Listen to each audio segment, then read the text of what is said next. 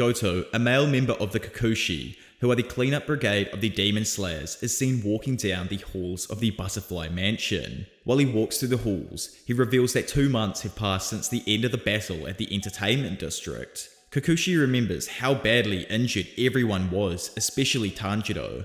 Hoping that the smell of his castella will wake the comatose Tanjiro, he is left completely stunned and infuriated when he walks in to discover a shattered vase on the floor. Noticing Kano, he announces the food that he brought and asks her to clear a free spot for it. Tanjiro then wearily thanks Goto for the dessert, leaving him completely stunned. So much that he drops his entire dish. He then angrily bursts out at Kano for not saying that Tanjiro had regained his consciousness and comically abuses her for her silence before running into the hall to summon everyone. Kyo, Sumi, and Nahu shed tears of joy after discovering that he has awakened, but are then immediately frightened when Aoi comes flying into the room. After untangling herself, she begins to sob at his bedside, and Tanjiro finds out that Zenitsu had woken up the day after the battle and had just left, screaming and crying before going on a job. Tengen, the Sound Hashira, left after the battle, being carried away by his wives despite his terrible injuries. When Tanjiro goes to ask about Inosuke, he is told by Aoi that he has been horribly poisoned and that Inosuke was on the verge of death. While she's explaining, Tanjiro begins to wonder if he was hallucinating or not, as he spots Inosuke hanging on the ceiling. Everyone in the room then looks up in horror to witness Inosuke crawling upside down on the ceiling. He loudly praises Tanpachiro for noticing him on the ceiling. Inosuke drops down onto Tanjiro's bed, then brags that he woke up a week before him and how he had poison resistance, making him, in his eyes, immortal. Inosuke gloats about having an apparent immortality and is swiftly corrected by Goto that he is just simply a moron. Because of this, a fight ensues between the two and Aoi rushes to break it up. As the bickering gets louder, Kanui tries to quiet the room down until she has to tell the other two to be quiet as Tanjiro has actually fallen back asleep. Inosuke immediately worries that Tanjiro has returned into his comatose state, but the others assure him that he just needs to get more rest. A week goes by with Tanjiro making a full recovery and Inosuke embarking on a new mission. While Tanjiro works on improving his weakened state, he asks Kyo and Naho about his new sword. But to his complete dismay, they show him the angry scratched drawings of hate which clearly depict that the swordsmith would not make Tanjiro another sword. Now distraught, Kyo tries to uplift Tanjiro by saying that Hotaru is being the difficult one, and he should try to meet with him at the Swordsmith village to discuss it in person. Tanjiro ends up asking for permission to visit the village, in which Kagaya allows him to go. He sends a new Kikuchi to take him. She informs him that in order to keep the village safety hidden, Tanjiro must be carried there and will have to put on a blindfold, plug in earplugs, and especially plug his nose. Throughout the journey, Tanjiro is frequently passed on to new Kikuchi, while the crows are also swapped in an effort to maintain the location's secrecy. Once Tanjiro arrives at the village, he is amazed by the sense of the hot springs. He loudly shares his gratitude towards the Kikuchi for transporting him, which echoes loudly through the hot springs. His voice is eventually heard by the love Hashira, Mitsuri Kanroji, who is bathing in a nearby spring. Once at the Swordsmith village, Tanjiro is greeted by the village's chief, Techen Kawahara, who dubs himself the best of his craft in the village. Techen discloses to Tanjiro that the village is currently looking for Hotaru Hagenezuka after he disappeared a few days prior. Tanjiro comments on his swordsmith's cute name, which Techen reveals that he himself gave him that name. The chief notes about how Hotaru had always had a bad temper, and when Tanjiro attempts to apologize for fueling this temper through breaking his swords, Techen refutes it by stressing that Hotaru should be creating swords that wouldn't break. He reassures Tanjiro that they will bring Hotaru back, or alternatively, have a different swordsmith forge him a new blade. Techen then suggests that Tanjiro relax in the hot springs. While advancing to the hot springs, Tanjiro runs into Mitsuri Kanroji, who had just returned from that said hot spring. Kanroji complains about how she was ignored when she was asked for an individual's name at the spring. Tanjiro calms her by revealing that the villagers were almost done with the dinner for their guests, which Mitsuri excitedly hurries off to. At the springs, Tanjiro is suddenly hit with a tooth and is surprised to encounter Genya Shinazugawa. He excitedly jumps in the water and tries to converse with his fellow demon slayer, but is saddened after Genya angrily strikes him and storms off. Back at the village, Tanjiro praises Mitsuri for the amount she is capable of eating, declaring that he himself would also try to eat lots and grow strong. He then brings up Genya, with Mitsuri sadly observing how the boy must be Sanami Shinezugawa's younger brother, given that they share the last name, despite the Win Hashira telling her that he didn't even have one. Tanjiro asks why she felt it was pitiful, and while playing with Nezuko, Mitsuri replies that she herself had 5 younger siblings and had a good relationship with all of them. The two chat and both hope to someday be able to have a nice conversation with Genya, and Tanjiro decides to bring him his leftovers since he didn't come to dinner. As they walk through the corridor with Nezuko, Tanjiro inquires Mitsuri on the reason why she joined the Demonslayer Corps. Embarrassed, she states that she wanted to find a man to marry, someone who was stronger than her and could protect her. As she goes on about her thoughts, Tanjiro listens in disbelief. The trio are then approached by a Kakashi, who informs Mitsuri that her new sword will be ready soon and that she should check it out so that it could be adjusted if necessary. The Hashira bids farewell to Tanjiro and praises him for his hard work, expressing her approval for the siblings. After Tanjiro declares that he will be sure to defeat Muzan, Mitsuri happily hints about a secret weapon hidden in the village that could make him even stronger. The next day, Tanjiro searches through the forest looking for Hotaru and ponders about the secret weapon Mitsuri told him about. In the distance, he suddenly hears 2 individuals, one of them being the Mist Hashira, Muchiro Tokito. Behind the trees in the forest, Tanjiro worriedly watches as a young child yells at the Mist Hashira, proclaiming that he wouldn't hand over his key and his knowledge to him. Muchiro suddenly strikes and grips the boy, much to Tanjiro's horror, as he races over to restrain Muchiro's wrists in an attempt to force him to let go. Despite having a smaller and thinner body composition than Tanjiro, Mushiro does not budge and asks for Tanjiro to release his hold, quickly punching him in the stomach and calling him weak when he does not do so. The Hashira then senses a demon in Tanjiro's box, but he slaps his hand away and saves the boy in the process. When the boy continues denying Muchiro the key, he insults him and the other swordsmiths, stating they had no worth besides making swords, and this conversation was currently wasting him time that could be used to save people. Angry at Muchiro's degrading words, Tanjiro hits him and expresses how he was too cruel to the child. While he states that he does not deny the accuracy of his words, Tanjiro stresses the importance of the swordsmiths and how they too are fighting along with the demon slayers, albeit not on the front lines. Muchiro cuts him off and hits him in the neck, knocking him out cold.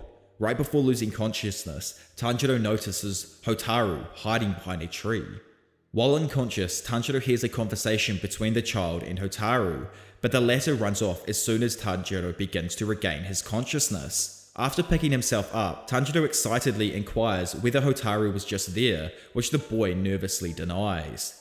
The boy also reveals that he gave the key to Muchiro, which Tanjiro apologizes for intervening, as it wasn't his place to. He is thanked, however, for standing up to the Hashira in order to defend a complete stranger. The two converse and the boy informs Tanjiro about the key's use, which is to operate a deteriorating mechanical doll that had been built by his ancestors and was used for swordsmen to train with. In the middle of their conversation, the two suddenly hear loud sounds. The boy leads Tanjiro over to where Muchiro is intensely training with the battle doll, dubbed Yoruichi Type 0.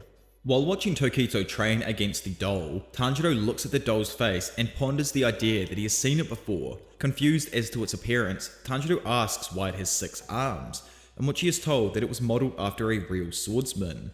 The doll's 6 arms were necessary to imitate the swordsman's unrealistic movements. Tanjiro tries to push for more information, but the boy apologizes and states he didn't know much else, besides that it originated in the Sengoku period. Surprised, Tanjiro notes how that must mean that the Yoruichi Type 0 is over 300 years old, and even so, it still hadn't been destroyed. The boy replies that his ancestors were able to construct the doll at a level that couldn't be accomplished again at the present time, hence its durability, and that he wouldn't be able to fix it himself, especially without the aid of his late father, given that he himself doesn't possess the knowledge or skills to do so. Because of this, Tanjiro realizes the reasoning behind his resolve to not hand over the key to someone who could potentially destroy the doll. While they continue to observe Muchiro for a while longer, Tanjiro admires the Hashira's extraordinary degree of skill, despite being of a similar age. Muchiro's crow chips in and refers to him as a descendant of the sun-breathing users and a genius leagues different from Tanjiro.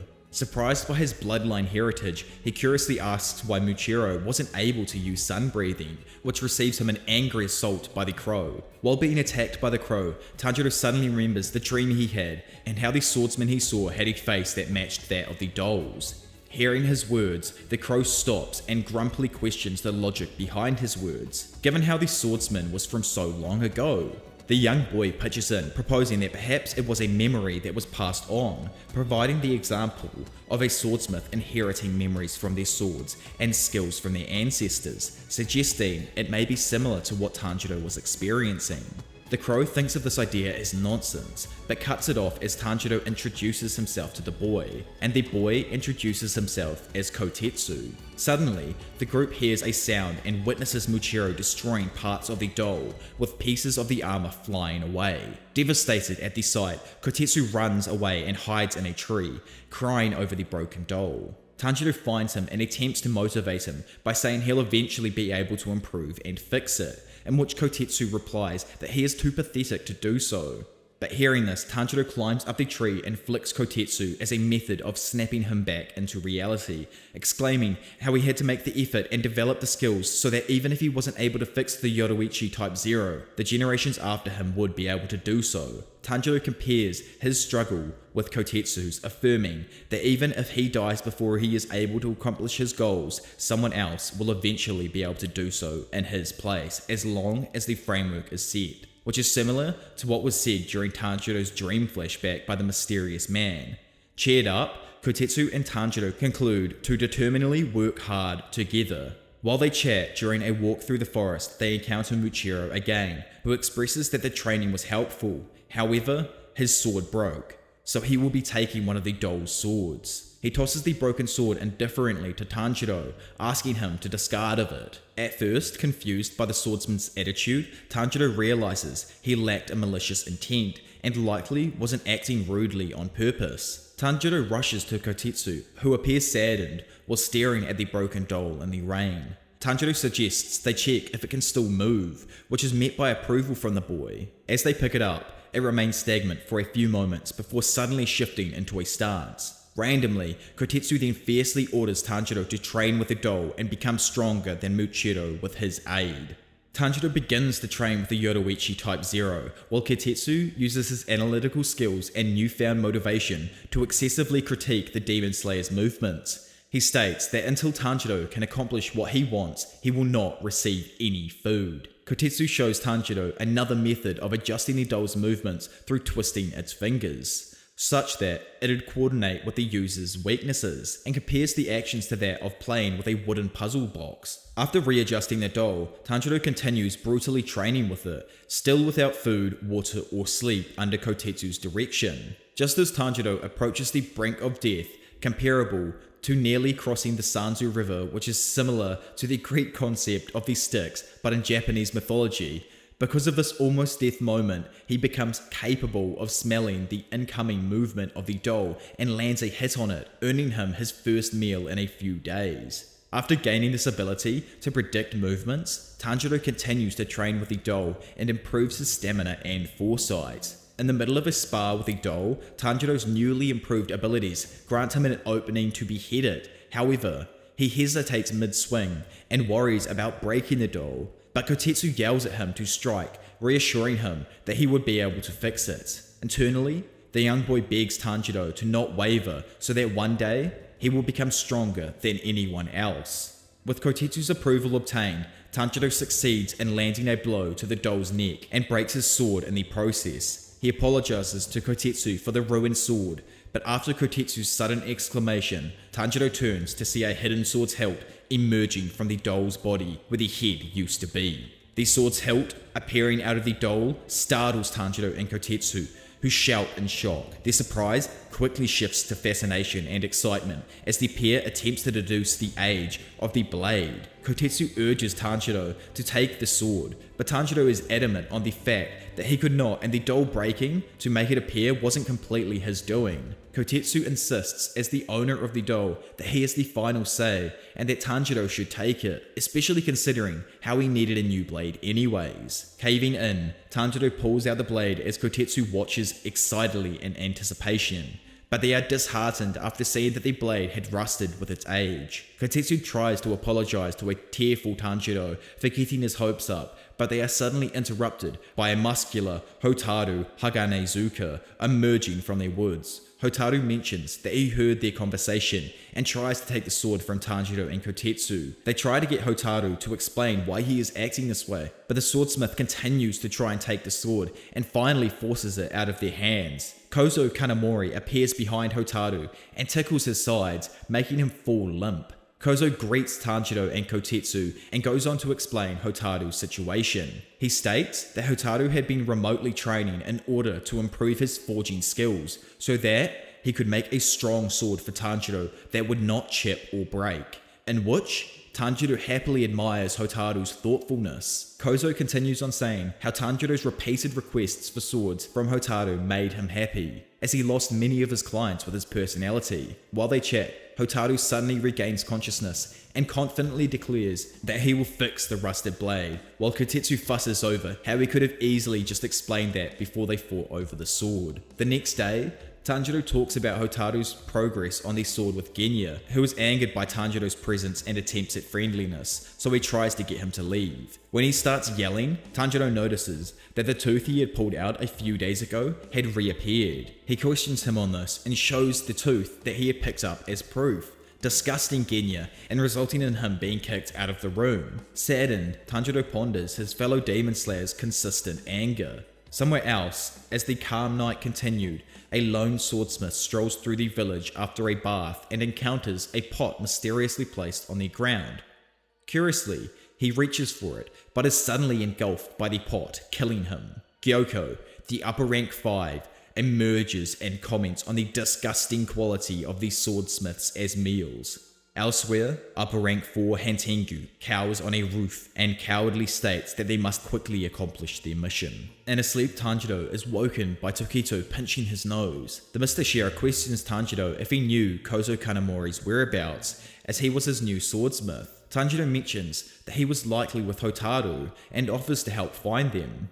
Michiro asks why Tanjiro would willingly accompany him when he had many other things to be doing, and Tanjiro replies that he believes helping others would positively benefit him. At Tanjiro's words, Tokito feels a strong sense of familiarity and questions him on what he just said. The Demon Slayer tries to reply, but is hit by an awakened Nezuko, breaking Michiro's perception. Seeing Nezuko, Michiro comments on her uniqueness and wonders where he had seen her before, while Tanjiro worries about the Chachamaru, Tamio's feline assistant, that had appeared before them. The trio keep thinking about their respective worries, when suddenly Tanjiro and Michiro sense a presence behind the door. When they glance over, Hantengu crawls into the room without radiating his presence as a demon. Surprised, Tanjiro and Michiro both realize Hantengu is an upper rank demon and prepare to attack, with Michiro immediately using mist-breathing 4th form Shifting Flow Slash. But Hantengu swiftly dodges to the ceiling and cries, begging the demon slayers not to hurt him.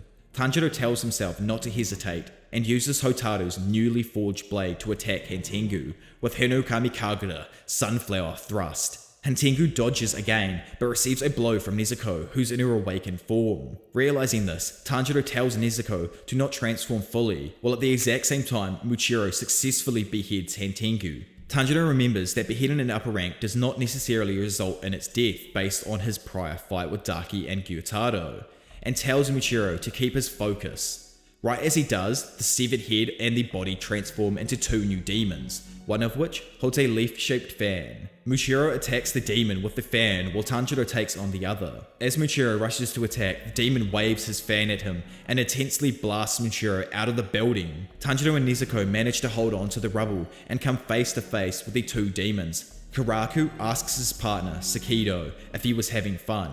in which Sakido responds negatively and uses his staff to emit bolts of lightning-like attacks which slowly make Tanjiro lose consciousness. But just before he does, he sees Genya on the rooftop pointing a gun directly at Sakido. Genya shoots both Sakido and Karaku with his Nichiren gun, blasting off Sakido's head and nearly decapitating Karaku. Karaku expresses his enjoyment towards the fight as Genya rushes in to slash off his head with a Nichiren sword. But as he does this, Tanjiro yells at Genya that his attacks were futile and the demons were willingly being beheaded so they could keep splitting and increase their attack power. Tanjiro begins to desperately analyze his opponents and tries to pinpoint their weaknesses, but his thoughts are interrupted by a third bird-like demon, Orogi, who lifts him up into the air with his foot. Realizing that each demon has a unique ability, Tanjiro instructs Nezuko to assist Genya. However, horrified, he realizes that Genya had been impaled by a fourth demon, a Zetsu. Orogi taunts him for worrying about the others and not himself, proceeding to generate a sonic scream. Tanjiro attempts to counter with Hinokami Kagura and successfully cuts off Orogi's leg, but is unable to dodge his scream and is violently struck with the attack as he falls. He plummets through trees and lands on the ground. He pleads with himself to get up and protect the village, but his injuries render him incapable of easily moving. Aizetsu lands near him and holds his leg down as he directs another shriek in Tanjiro's direction. Elsewhere, Michiro dashes through the forest as he makes his way back to the village. He spots Kotetsu trying to hold off a minion fish demon and internally decides that he is not a priority to save. But as he hears the cries of Kotetsu while the demon grabs him, Michiro remembers Tanjiro's words of how helping others would positively benefit him. He slashes the fish demon's arm, releasing Kotetsu, and stands over the boy while requesting for him to run so that he would not be in the way. Michiro slashes the fish demon and decapitates it, but it regenerates. He tries breaking the pot stationed on the demon's back and subsequently makes it disintegrate. The Hashira then realizes that the pot was the source of the power for the demon, likely the result of a blood demon art. As he continues to think, a crying Kotetsu ambushes him with a hug and thanks him for saving him. The Hashira tells Kotetsu to leave as he has to make it back to the village. Kotetsu begs him to not go since Kozo and Hotaru were under attack while Hotaru was finishing a blade. Michiro tries to turn down his request, but he hesitates when he hears Kagaya Yubashiki's voice in his head, who tells him to rediscover himself. Surprised at the pause, Michiro thinks back to when he had gotten amnesia after being saved by Kagaya, who had told him not to worry about the memory lost and that the mist in his head will eventually clear out, with matters that seem unimportant at first. Convinced, Michiro carries Kotetsu with him as they search for Kozo. As they continue through the forest, Michiro begins to doubt if he was doing the right thing, as the village was still in danger. However, he pushes the thought away and reminds himself that he is the Mr. Shira, acknowledged by his master.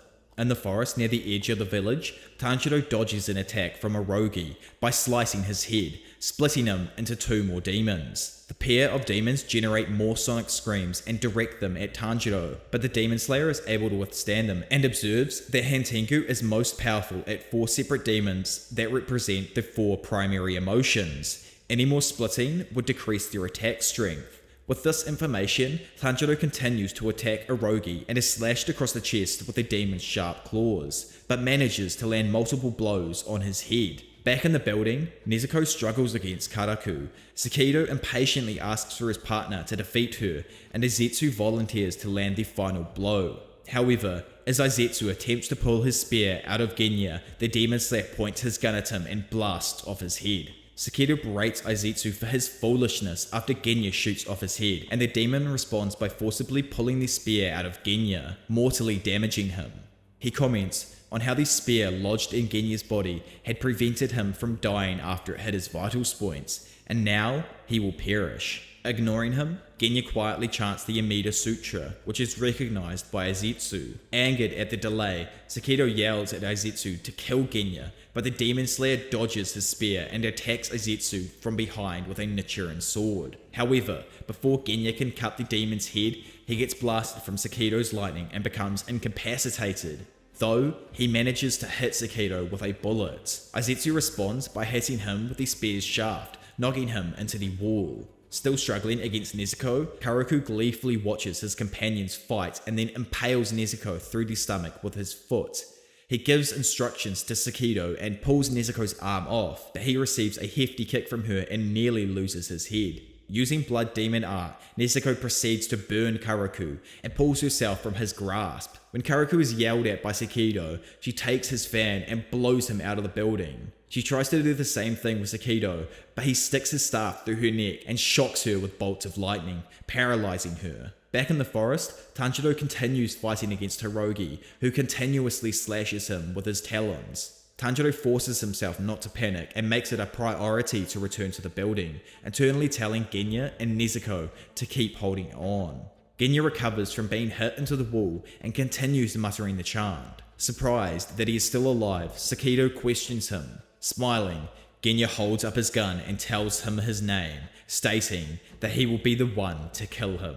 While Tanjiro continues his fight against Hirogi, he considers using the demon's flight ability to escape the forest and return to Nezuko and Genya. After finalizing his plan, Tanjiro stabs the demon in the mouth after being picked up and uses the force to smash into the building's exterior wall, completely destroying it. Tanjiro picks himself up in time to see Sakido paralyzing Nezuko. When he dashes to save her, Sakido generates another staff and tries to hit Tanjiro, but the boy uses Orochi's foot to defend himself and prevent the lightning from reaching him. He then slices the demon's head and tongue, stalling for some time to pull the staff out of Nezuko's neck. Suddenly, Tanjiro gets slammed down on the ground with his second staff and is about to receive a shock of lightning, but Nezuko recovers in time to burn Sakido and prevent him from hurting him. Relieved that Nezuko's blood demon art is effective, he looks up to see Karaku soar through the air and hit the building's floor with enough pressure to bore a hole through it and render Tanjiro and Nezuko unconscious. The demons then regroup and gaze over their opponents, planning on dealing the final blow. In the depths of the forest, Tokito defends the fish demon and saves Kozo. After a reunion, Muchiro requests for Kozo to provide him with his fixed blade to replace the chipped one he is currently using. Kozo agrees that Muchiro needs a new blade and mentions that it was Tanjiro who asked him to fix the old one. He leads the Mistashira and Kotetsu to the shed where Haganezuka is currently working. Kozo explains that he has a sword for Muchiro in the shed, and after he receives it, he should immediately head back to the village to protect the sheaf. Muchiro denies this proposal and pulls Kozo back when he tries to advance towards the shed. He tells him he senses something and instantly sees a pot rattle in front of him. Emerging from the pot, Gyoko, the upper rank 5, comes out and identifies Tokito Muchiro as a Hashira for realizing that he was there. Gyoko introduces himself to Tokito, Kanamori and Kitetsu and asks for a brief moment before he kills them. He calmly presents his art piece titled Death Throes of the Smiths, which consisted of multiple mangled smiths and blades pierced through their bodies. The demon starts describing his detailed work while the horrified Kozo and Kotetsu name the swordsmiths. Gyoko taunts them by their reactions and twists one of the swords, resulting in one of the swordsmiths screaming out in pain. Aggravated by his demonstration, Muchiro attacks Gyoko, but he retreats into his pot before the Hashira can cut him. He reappears in another pot on the shed's roof, and Muchiro notes his ability to switch between the pots, then slices up the one on the roof. Gyoko swiftly switches to yet another pot appearing out of thin air on the ground, and expresses the great irritation at Muchiro for destroying his artwork. The demon summons a couple of fish demons, which surprise Muchiro with blood demon art, 1,000 needle, fish kill, and Gyoko showers hundreds of sharp needles at him. The swordsman manages to dodge the first onslaught of needles, but is forced to take multiple hits from the second attack of needles to protect Kozo and Kotetsu. He tells the civilians to get away as the fish continue to attack him. Gyoko stands on the side and laughs at Muchiro's appearance, which consists of multiple needles sticking out of him. He reveals that the needles contain poison and chides him for having to die because he saved insignificant people. Gyoko's words spark an intense sense of familiarity to Muchiro as he tries to remember where he had heard them before, suddenly recalling a hot summer day in a small abode. The demon expresses his eagerness to create a nice sculpture with the Hashira, but is interrupted by Muchiro attacking him. Gyoko uses blood demon art water prison pot to surround his opponent with a pot-shaped prison of water, rendering him unable to breathe or attack as his blade could not pierce through the layer of water. He laughs at his predicament and proclaims that the 12 Kazuki desire to weaken the demon slayers and reach Kagaya Yubashiki. Nearby, a crow caws through the night as Mitsuri Kanroji runs through the forest. She tells herself to hurry and enthusiastically states the convenience of the swordsmith village being close to where she was stationed. In the village, a group of swordsmiths try to defend themselves as a fish demon approaches them. Mitsuri Kanroji arrives and slashes the demon, killing it. She apologizes for her late arrival and heads towards the chief's residence. At Teichin's location, a swordsmith tries to save him from being crushed by a fish demon, but his injuries render him unable to move. Mitsuri appears right before him and instructs him to stay still to prevent his injuries from becoming worse. The Lovashira then attacks with love-breathing first form, Shivers of First Love, slicing the demon and making it release the chief. After defeating it, Mitsuri angrily mutters how those who hurt others will never make her heart throb. As Teichin falls from the demon's grasp, she manages to catch him before he hits the ground. Crying, she begs him to wake up, and after a few coughs, he comments on how he was caught by someone so cute. Relieved to see that he was alright, Mitsuri quickly goes to help the others that were wounded. Elsewhere, Tanjiro suddenly awakes to hear the voices of Hantengo's various forms. He looks to see Nezuko carrying him through the building as she dodges bolts of lightning, and Tanjiro remembers that they were previously knocked unconscious. They get hit with a shock of lightning, and Tanjiro manages to defend Nezuko and himself from Urogi's swoop, running out of the room. Sakido yells at Karaku for being too slow and tells him to use his Uchiwa fan to destroy the building, to which he agrees. The pressure from Karaku's fan attack makes the building collapse, with Nezuko caught inside the mess. She grasps onto Tanjiro's blade, making herself bleed, while Tanjiro begs for her to let go, and says he will find a way to move the rubble. But she refuses to stop holding the blade, and uses her blood demon art to set it on fire. Tanjiro notices the blade burning from the heat, and is shocked to see it change colour from black to red as it gets enveloped in flames. All of a sudden, through an inherited memory, Tanjiro sees an unnamed man and woman comment on how a swordsman with earrings had a blade that was normally jet black but somehow turned red when he was in combat. Tanjiro links the swordsman's blade with his own, noticing the similarities in their colour changes and how his was thanks to Nezuko's blood demon art. He pushes himself to ignore his body's fatigue and injuries and tells himself to meet the expectations of those who have helped him so far. The three demons belittle Tanjiro and rush towards him to attack, but they see the red sword and Muzan Kibijitsu's memories trigger. The forms recognize the red sword as one used by the demon slayer that nearly killed their master, and as Tanjiro swings his sword back, his motions greatly resemble those of the swordsman. Stunned, the three forms are all then slashed with the Hinokami Kagura Dragon Sun Halo head dance. After decapitating them, Tanjiro recognizes the fiery sensation when cutting down the three demons as the same one he felt when he dealt the final blow to Guwataro at the entertainment district. He goes to look for Hantengu's last form, Aizetsu, and sees him impaled to a tree with his own spear as Genya Shinazugawa stands in front of him, holding the demon's head.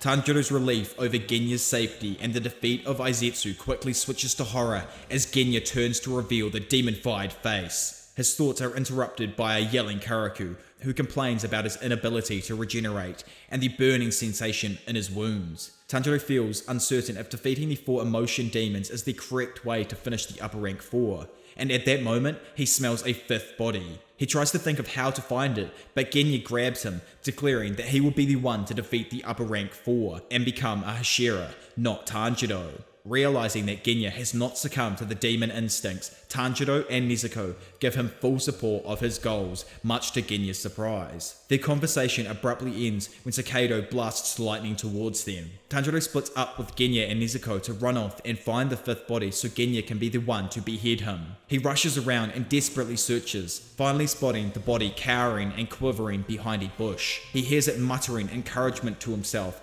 saying the emotion demons would defeat the slayers. Tanjiro gives directions to Genya about where to find the fifth form of Hantengu and asks Nezuko to provide him assistance. He then is nearly swept away by Karaku's wind attack. Nezuko attempts to slash Sakido before he can release lightning on her brother, but she gets impaled by Aizetsu's spear. Tanjiro hinders Sakido's movements by cutting off his hand holding the staff, and the demon notes Tanjiro's exceptional battle adaptation skills. Orogi is slashed by the flaming blade, and Nezuko grabs Aizetsu, enveloping him in fire and burning him. Karaku counters Tanjiro by slamming his fan and forcing Tanjiro to the ground with pressure. However, before he can again attack, his arm falls off and he curses Tanjiro for cutting it. Genya receives more directions from Tanjiro as the latter yells them out, and he desperately keeps searching for the fifth body. After more continuous searching, Genya spots Hantengu behind the bushes, shrunk down. He shoots him with his gun, but the demon dodges and runs away. While pursuing him, Genya inwardly chastises the demon's wimpy nature and swings at his neck with his Nichiren sword. He pushes himself to force the blade through Hantengu's neck, but the sword suddenly snaps due to the demon's thick neck. He tries shooting again with his gun to no avail. All of a sudden, Sakedo appears behind Genya and aims his staff at his neck. Distressed, Genya remarks that he cannot regenerate his head and is about to die. But before he gets struck, he thinks of his elder brother, Sanemi, and how he wanted to become a Hashira so he could apologize to him for something that had happened between them. Genya thinks back to his past, where his small and weak mother would often be abused by his father alongside himself and his siblings. One night, Genya notices that she was late coming back, even after their older brother Sanemi went to look for her. He calms his siblings and tells them to sleep, but they suddenly hear a knock on the door. Genya tries to tell them not to open it in case it was a stranger, but they ignore his warning and are immediately slashed upon reaching it. Genya is also cut across the cheek, and he stares in horror at a figure grasping onto the ceiling within the darkness, preventing him from identifying it. Suddenly Sanemi appears and tackles it out of the window while yelling at Genya to run. Terrified, Genya checks the status of his siblings and tries to cover their wounds, despite their bodies already being cold. When he runs off to find a doctor, he approaches an injured Sanemi, standing over the corpse of their demonified mother. Dismayed at the sight, Genya runs over to cradle his mother's body in his arms and cries, calling Sanemi a murderer. Genya, after remembering this past, internally apologizes to his older brother for a shock that overwhelmed him to the point of labeling Sanemi as their mother's killer, even despite the struggles that he must have had to protect him by killing her. As Sakedo aims for Genya's neck, the demonslayer thinks of all of his regrets and flaws. A memory of Sanemi as a Hashira, declaring that he had no brother, saddens Genya, and he thinks about how he wasn't able to reach Hashira status to earn the right of apologizing to him. Right as Sakedo scrapes Genya's neck with his staff, Tanjiro appears above them and saves him by cutting Sakedo's neck. He shouts at Genya to not give up, reminding him that he was supposed to be reaching for the goal of Hashira and that he should only think about beheading Hantengu. As Tanjiro finishes speaking, he notices Aizetsu approaching him from behind.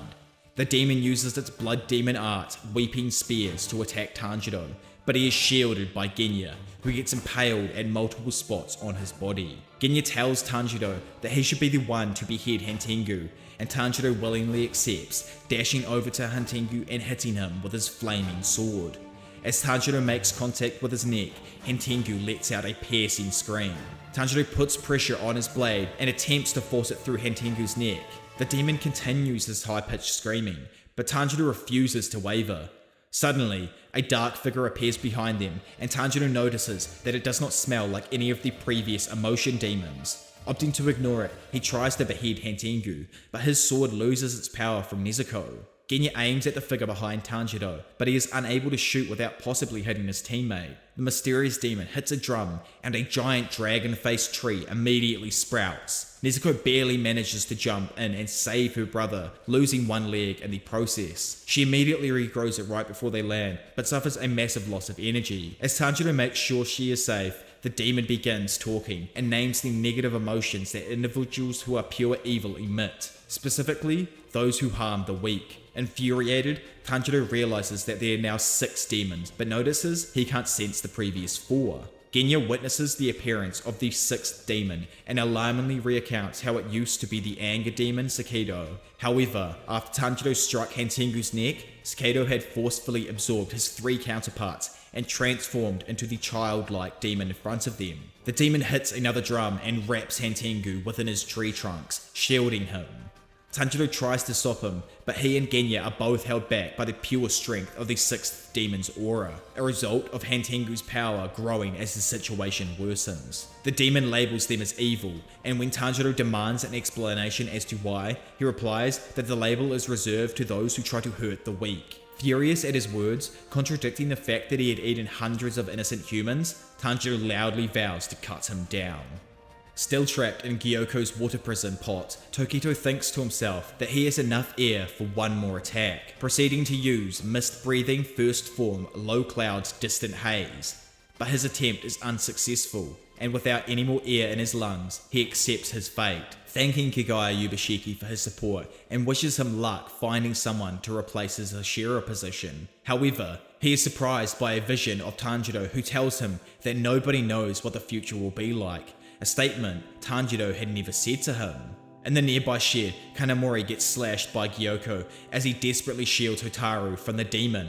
Unaware of their presence, Hotaru fixates on restoring the blade given to him by Tanjiro and mutters about the incredible quality of its craftsmanship. Gyoko observes him, confirming that he is not the chief due to his age.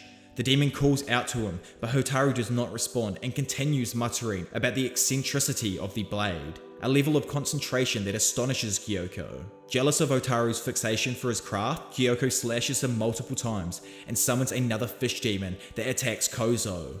Hotaru continues to ignore him, and his mask falls off from the attack, revealing his face, and Kozo rushes to try and snap him out of this trance. Gyoko vows to break the swordsmith's continuous persistence. Outside, Muchiro loses his ability to breathe. Tanjiro's vision keeps appearing in front of him and expresses how Muchiro himself would decide his own fate. Muchiro dismisses his words, but Tanjiro continues and informs the Mist Hashira that someone would come to save him. Although he tries to disclose his distaste for relying on someone else, the vision of Tanjiro tells him that sometimes he has to rely on others as he cannot do everything on his own. Muchiro listens to his remarks and berates himself for not working hard enough to prevent mistakes from happening, and additionally, for overestimating himself. Suddenly, a knife enters the water, and Kotetsu begs Muchiro not to die as he futilely struggles to pierce the prison. Muchiro tries to get him to go protect the chief rather than worry about him, but Kotetsu persistently keeps trying. One of Gyoko's minions appear behind the child and slashes at him. As he runs, the demon uses its claw to stab Kotetsu. Seeing this attack, Muchiro deems the boy is dead. However, Kotetsu stays standing and returns back to the water, blowing air into it and transferring a breath from him to Muchiro. As Muchiro inhales the air, he remembers Tanjiro's words about how helping others would in turn help him, and connects his words to a man, Muchiro's father. Freshly motivated, the Hashira uses mist-breathing second-formed 8-layered mist and successfully destroys the water prison. As he escapes the prison, Tokisa realizes that Tanjiro's eyes are the same shade of red as his father's. Muchiro pulls out the needles numbing his face and begins regaining more of his memories, remembering that his father was a woodcutter. Kagaya Yubashiki's soothing words enter his mind and he sorrowfully thinks about his master's disease as he crawls to Kotetsu, cutting apart the fish demon that had attacked him.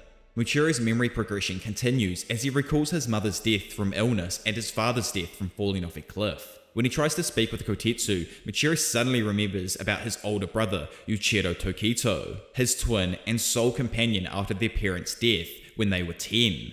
Thinking back to his past, Muchiro recalls Yuichiro's blunt personality after they were orphaned and how he ridiculed their father for trying to save their mother, a man who had died when aiming to help others. Crying, Muchiro unsuccessfully attempts to get Yuichiro to stop insulting their father and instead received insults from him regarding the first character in his name, Mu, which could literally be interpreted as nothingness. The twins continue to live together despite their strained relationship, which Muchiro had attributed to his older brother potentially despising him. After surviving on their own for a while, the siblings were visited by Kagaya's wife, who had told them about their swordsman heritage. Angered by her presence, Yuichiro drove her away and intensely berated Muchiro after he had expressed his interest in becoming a swordsman, straining their relationship to the point of forfeiting any communication between them. One summer night, a demon entered the twins' home, cutting off Yuichiro's left arm and insulting the siblings' lack of worth, angering Muchiro to the point of releasing an explosive rage. The boy managed to pin the demon down and crush it,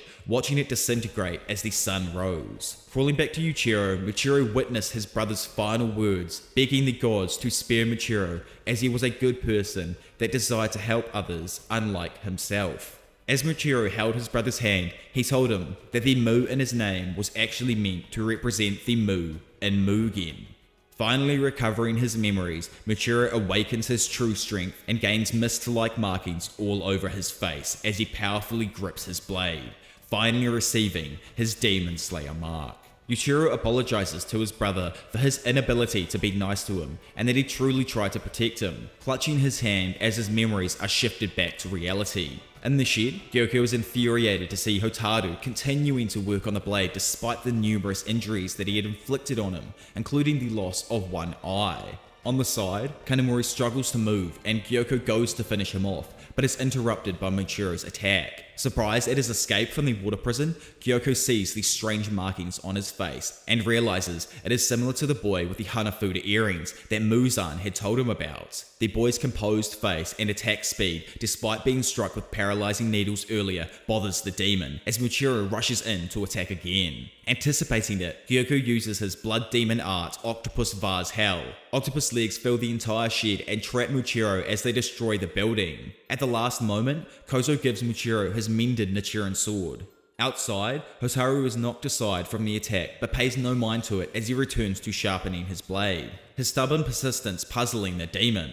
Gyoko opts to temporarily ignore the swordsmiths and instead focus on Michiro as he wraps him and Kozo within his attack, exclaiming that he will crush them. Despite Gyoko's claims that the octopus is too powerful to be cut, Michiro cleanly slices through it and releases him and Kozo. Michiro thanks the swordsmith, though Kozo denies, stating that he simply followed the instructions from his previous swordsmith. Michiro thinks back to a conversation with the aforementioned swordsmith, Tetsuedo, and when he had expressed deep concern for his client after learning how hard he had worked and how difficult it was for him to cope with his memory loss, eternally apologizing to him for causing worry. Michiro tells Tetsuedo that he is alright and proceeds to use Mist-breathing fifth form, Sea of Clouds, and Haze to cut apart the rest of the octopus's tentacles. Gyoko watches it and praises him for his speed, but retorts that the swordsman will not be able to catch up to his pace. However, Michiro refutes his warning and suggests that the demon's senses have become sluggish. Then, a confused Gyoko witnesses his neck get cut from the Hashira's previous attack. Angered, Gyoko tells him not to underestimate his strength.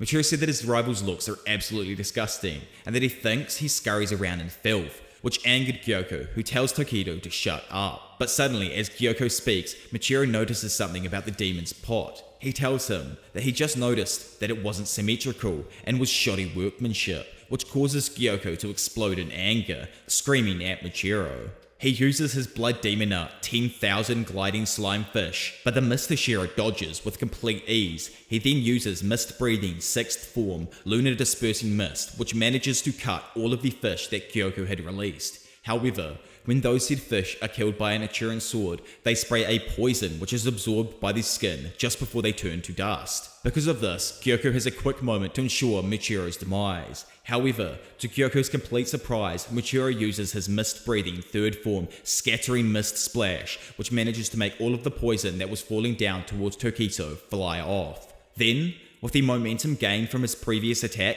he cuts into Gyoko's neck.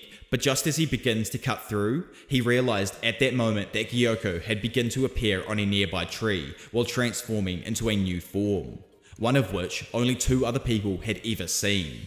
He tells Tokiso that his transparent scales are stronger than diamonds and to kneel down before his perfect, beautiful form. But in a complete contrast to Gyoko's expectations, Michiro doesn't react any differently to his new form, which fills Gyoko with rage. He dives towards Michiro and goes to hit him with more demonic fish. However, Michiro manages to escape and flees to a nearby tree branch. While still on the branch, Gyoko asks Michiro what he thinks of his speed and his godlike power, which can turn anything or anyone he touches with his fists into his adorable fish. After Gyoko has finished his monologue about his perfect beauty, Michiro antagonizes him some more, saying that even the strongest attacks are pointless if they do not hit.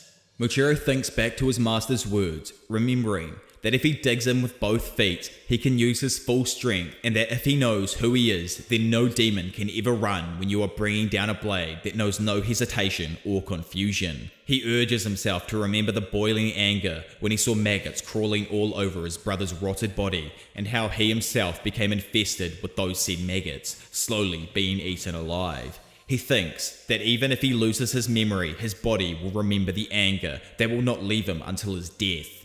That is the true reason as to why he is trained so hard to the point of vomiting blood. As Gyoko rushes at Tokito, he tells him to behold his true magnificence before using his blood demon art killerfish scales. Gyoko says that his scales make it unable to predict his law-defying movements and begins wondering what he should turn Michiru into after he kills him. But Tokito uses mist-breathing 7th form obscuring clouds to disorientate the enemy.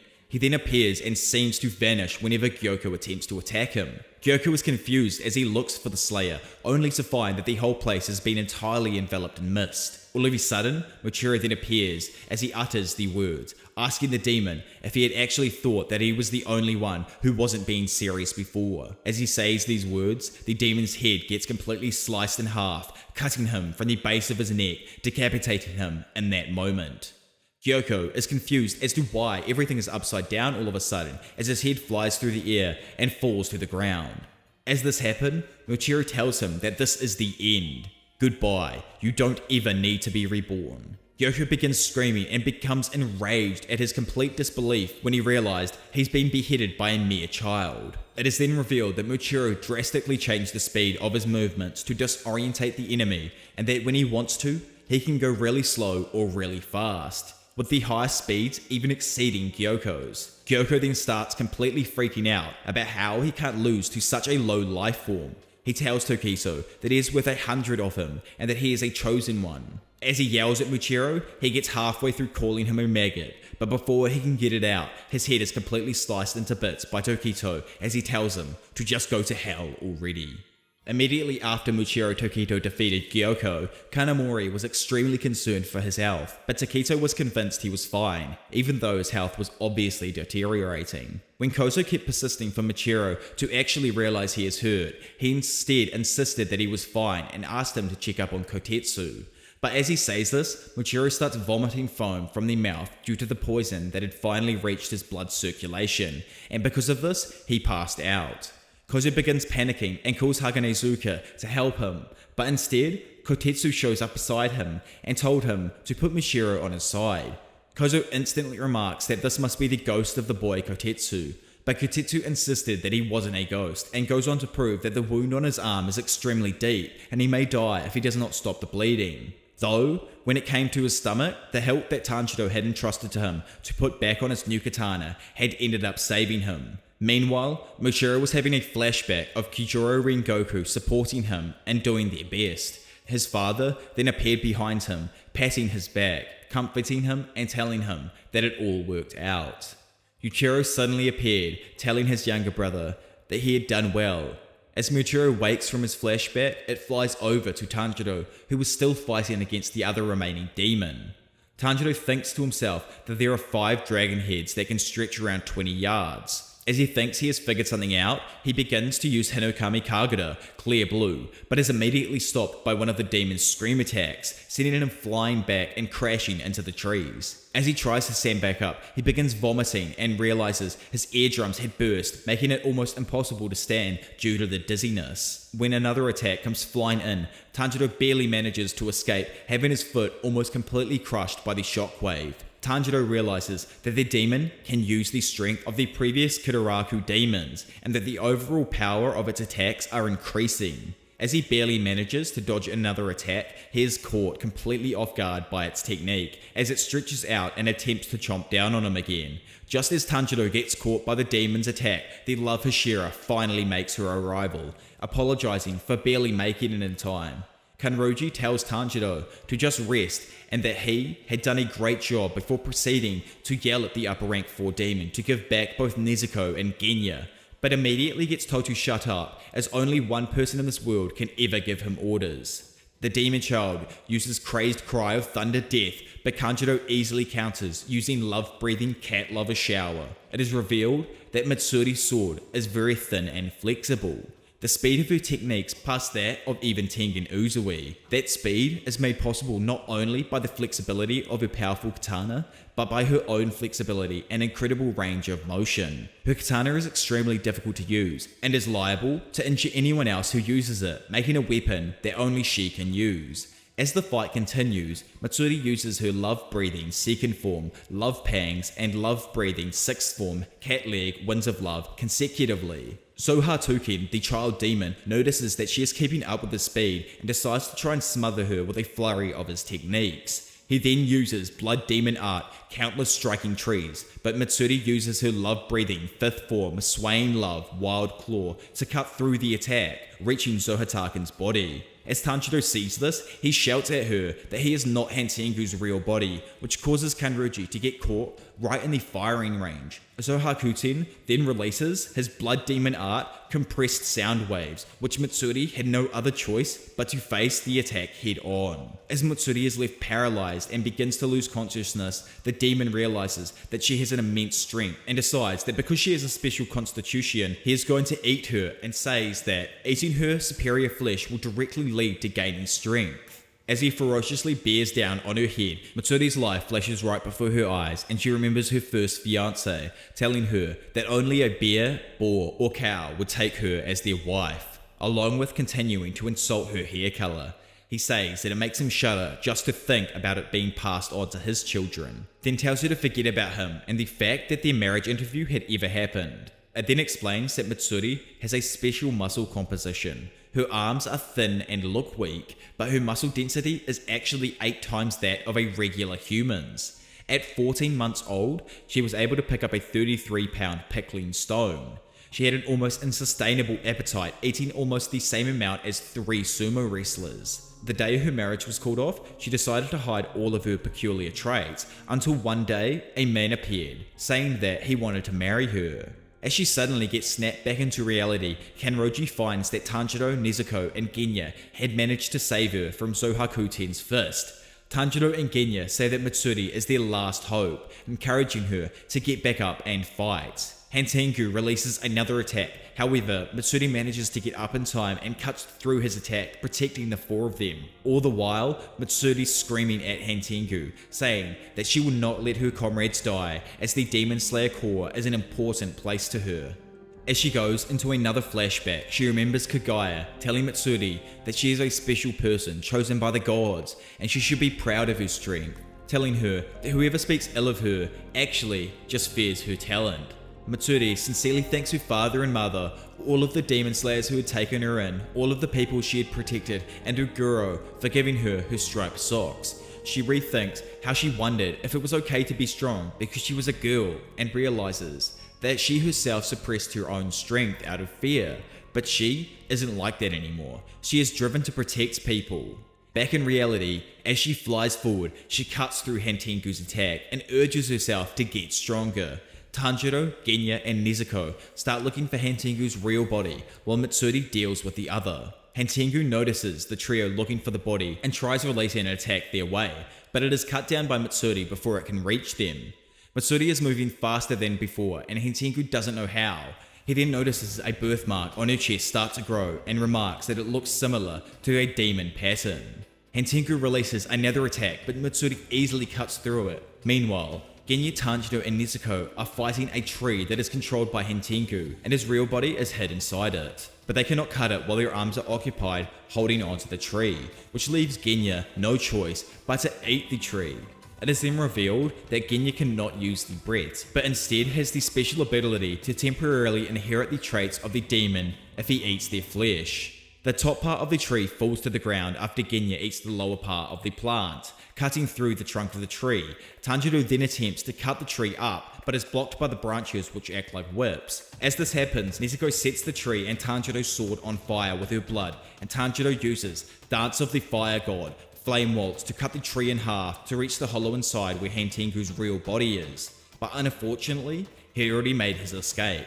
As Tanjiro screams at Hantengu, saying that he will make the demon pay for every sin he has committed, Hantengu remembers someone saying that everything he does in his life is his responsibility, but he says that he hasn't done anything wrong in his entire life. In that moment, Genya screams at him, calling him a moron, throwing an entire tree towards the miniature Hantengu. Nezuko and Tanjiro duck as Genya angrily rips trees from the roots and throws them at Hantengu. Despite ripping out numerous trees, each one fails to accurately hit Hantengu. Nezuko then emerges and attempts to quickly swipe at Hantengu, but he evades her and quickly speeds off. Thinking of what to do, Tanjiro recalls a conversation he had with Zenitsu regarding total concentration.